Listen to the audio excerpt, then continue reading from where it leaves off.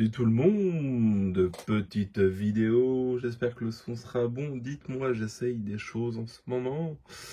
Donc je vous fais une vidéo sur mon espèce de ponérine, je veux vous parler, je vais bafouiller dès le début de la vidéo, ça va pas le faire. Je veux vous parler de Pseudo-Neoponera rufipes. Donc elles sont toujours en cuve, hein, vous pouvez voir la cuve, l'évolution, donc elles me l'ont pas trop ravagé, alors ça a un peu creusé, hein. Vous allez pouvoir le voir par-ci par-là, mais c'est pas mal, la mousse tient plutôt bien. Donc là je viens de les nourrir en espérant qu'elles bougent un peu, mais c'est pas gagné. Et je vais vous montrer un petit peu tout ça, un petit peu ce que ça donne, un petit peu l'évolution. Donc là, voilà, donc le bac tout simple, hein.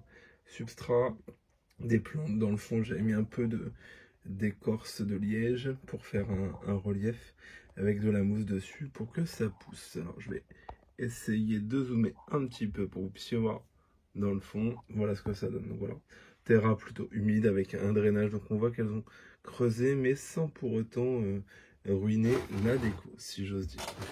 On va vous montrer un peu tout ça. Je vais pousser l'éclairage pour pas que ça nous gêne.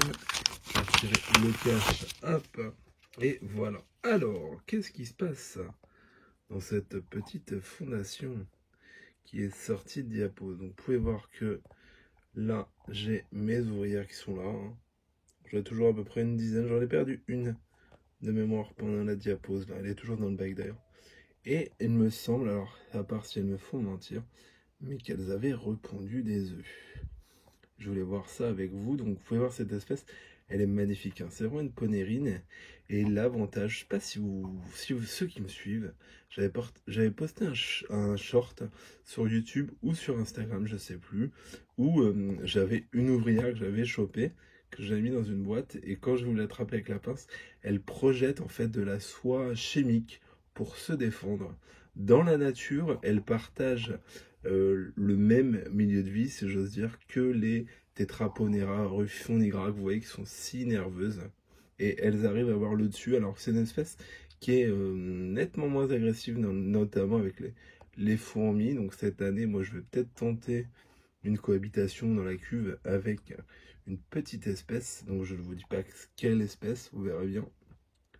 Mais voilà, il va y avoir la cohabitation. Et voilà, on peut voir les œufs. Donc ça fait plaisir, hein, sortie de diapose. On voit que c'est bon, ça a répondu. Donc je vous rappelle que cette espèce-là, sur le petit bout de fondation que j'ai, il n'y a pas de gîne, il n'y a en fait que des ouvrières, et elles refont d'autres ouvrières par partogénèse. Voilà. Donc on peut voir un petit peu les fourmis, elles sont vraiment magnifiques. Moi c'est une espèce que j'aime beaucoup. Alors c'est une espèce assez calme, assez discrète. Alors quand il y a la bouffe, ça va sortir, ça va chasser, hein. Ça fait pas de détails, hein. Mais c'est plutôt timide, c'est plutôt gentil, c'est pas une espèce agressive, vous voyez. Alors après, elles peuvent stresser, mais c'est pas une espèce qui court partout, ça avance tranquillement. Par contre, ce qui est assez marrant, et ça je l'ai vu en vrai, quand je les ai déballées, c'est une espèce qui stridule. Donc, c'est-à-dire que, en fait, quand elles ont vraiment très très peur, elles font un petit bruit comme un couinement, et c'est assez impressionnant pour une fourmi, et c'est audible, hein. Alors c'est pas un bruit de sirène, hein, c'est très léger, mais c'est tout à fait audible. Ceux qui élèvent des ponérines, je pense qu'ils pourront confirmer mes propos.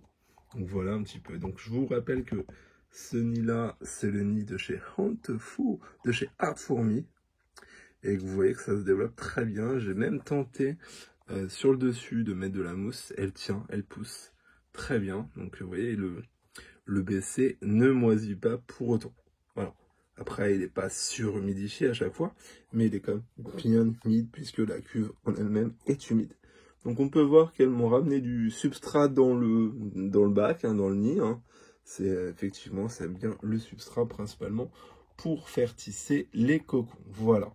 Donc j'en profiter pour vous les montrer, que vous puissiez les voir. Je suis content, c'est une espèce sympa qui reste en élevage. Donc c'est une espèce plutôt timide, hein, alors, mais très agressive en chasse, un peu comme Arpegnathos, mais quand même un peu plus visible, hein, quand même, que les Arpegnathos. Mais voilà, ça reste une espèce assez tranquillou bilou, sa vie, sa petite vie. Voilà. Voilà la vidéo. Bah, en tout cas, pour la maintenance, que vous allez me poser la question, donc plutôt humide, hein, donc c'est une ponérine. Température, là, il faut que l'air chauffe, je ne l'ai pas encore fait, mais il faut que je le fasse. ça va aller à 26-27, hein, tranquille. Et beaucoup d'insectes, ça prend un peu de liquide sucré, mais ça a une grosse préférence pour les insectes.